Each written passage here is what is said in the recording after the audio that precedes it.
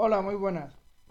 Les voy a explicar cómo funciona el sistema electoral para el Congreso de los Estados Unidos. No para presidente de los Estados Unidos, pero para el Congreso. Otra vez me han preguntado sobre este tema y ahora más que, últimamente más que en otras ocasiones, porque ahora vienen las midterms, las elecciones del midterm, que son en noviembre en Estados Unidos, las elecciones del Congreso. Y de nuevo, las elecciones del Congreso para el Senado, para la Cámara de Representantes en Estados Unidos, tienen muy poco que ver con las elecciones parlamentarias que tienen muchos países en Europa. Y por eso muchas veces la gente no entiende el concepto, los europeos no entienden el concepto de cómo se hace en Estados Unidos, que es bastante diferente a lo que usualmente se hace en Europa. Así que para aquellos que puedan tener alguna duda, les voy a explicar por encima muy rápidamente cómo funciona. Estados Unidos tiene dos cámaras en el Congreso, el Senado y la Cámara de Representantes. El Senado de Estados Unidos son muy poderosos, son 100 personas, son 100 senadores, dos por estado.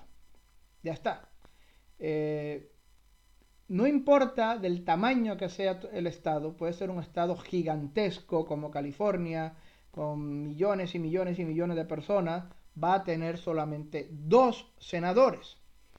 O puede ser un estado pequeñito como Delaware, un estado muy pequeño como Rhode Island, también solamente va a tener dos senadores. Así sea gigantesco el estado o pequeñito el estado, dos senadores por estado. 100 senadores en total. 100 personas obviamente muy poderosas, que tienen muchísimo poder en relaciones exteriores, que pueden afirmar o denegar las nominaciones que hace el presidente para el Tribunal Supremo, para los tratados internacionales, etcétera.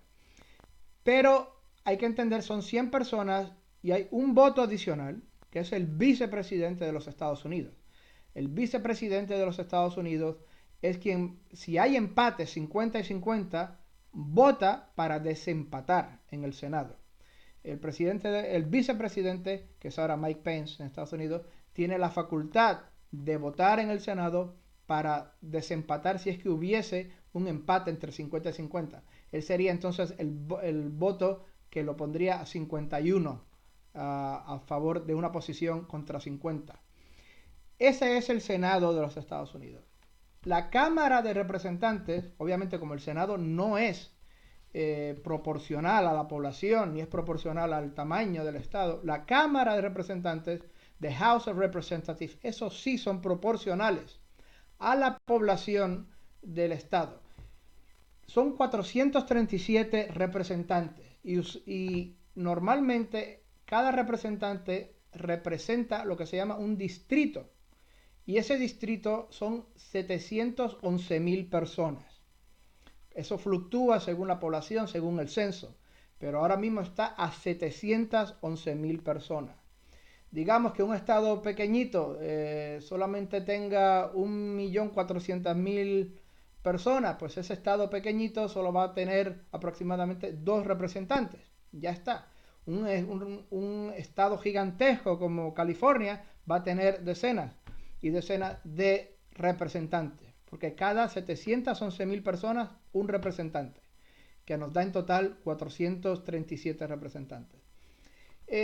Para que entendamos esto, cuando alguien vota, ya sea en el Senado o ya sea en la Cámara de Representantes, yo no voto a un partido como tal, no voto a una lista electoral, no voto así a un listado de candidatos. Yo voto por un candidato en específico, por una persona en específico, que puede ser de un partido, puede ser del otro partido o puede no tener ningún partido, no importa, pero estoy votando por esa persona. Y una vez que esa persona gana ese asiento en el Senado o ese asiento en la Cámara de Representantes, ese asiento es de esa persona. La diferencia con Europa es esto, que si John quiere ser representante por Miami-Dade, en Florida, y John gana, y digamos que John es del Partido Republicano, y John va al Congreso y es el representante de ese distrito en Miami, de un distrito en Miami de esas 711.000 personas, y va al Congreso a Washington a representar a ese distrito en Miami. Digamos que más tarde John tiene problemas con el Partido Republicano y abandona el Partido Republicano y se va al Partido Demócrata. Ese asiento sigue siendo de él, porque la gente no le votó a ningún partido ni a ninguna lista. Le votaron a él, a John, y John se queda con ese asiento. Y si John se sale del Partido Republicano y se sale del Partido Demócrata y se convierte en independiente, no tengo ningún partido, también ese asiento le sigue correspondiendo a John hasta las próximas elecciones. Nadie lo puede echar, nadie lo puede recriminar, no existe disciplina de partido, no existe. Ese asiento es votado a él y él se queda con ese asiento, es personal de él. Es como, digamos, como el que le vota a un alcalde y el alcalde sale elegido Juan. No importa, es personal. Lo mismo en el Senado.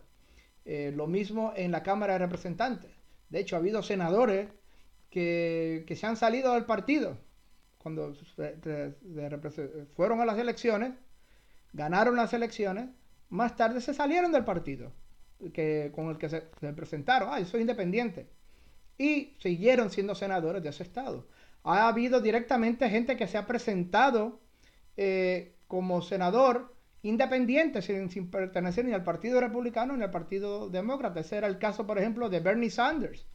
Bernie Sanders, el contrincante de Hillary Clinton, recientemente él se integró al Partido Demócrata. Él estuvo durante años y años y años como independiente por Vermont. O sea que él no pertenecía a ningún partido. Todo el mundo sabía que era de izquierda, que era socialista, muy a la izquierda del Partido Demócrata, pero oficialmente él no pertenecía a ningún partido, era independiente.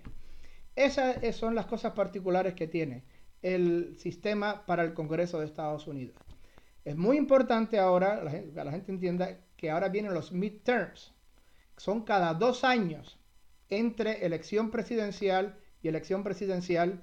A los 2 años vienen los midterm elections para el Congreso, donde se ponen en juego muchísimos, no todos, pero muchísimos de los asientos del Congreso. Las elecciones presidenciales fueron en el 2016, pues ahora en el 2018 vienen las elecciones del midterm. Y son muy importantes estas elecciones porque van a decidir si el presidente actual puede seguir con su agenda o no. Porque a la que gane el midterm el partido contrario del presidente, ya se le amarran las manos al presidente, sea cual sea. Digamos que ganó Trump. Si ganan ahora los demócratas en el midterm y toman control del Senado y toman control de la Cámara de Representantes, ya Donald Trump tendría las manos atadas para impulsar su agenda. Y obviamente lo mismo al revés. Si hubiera ganado Hillary Clinton en el 2016 y ahora en el midterm toman control de la Cámara y control del Senado los republicanos, se le amarran las manos al presidente, sea cual sea. Por eso es lo importante y es lo crítico de los midterms, porque determina si un presidente va a poder llevar a cabo su agenda y su programa de gobierno. Espero que les haya servido para entender un poco mejor cómo funcionan las elecciones del Congreso de los Estados Unidos. Gracias.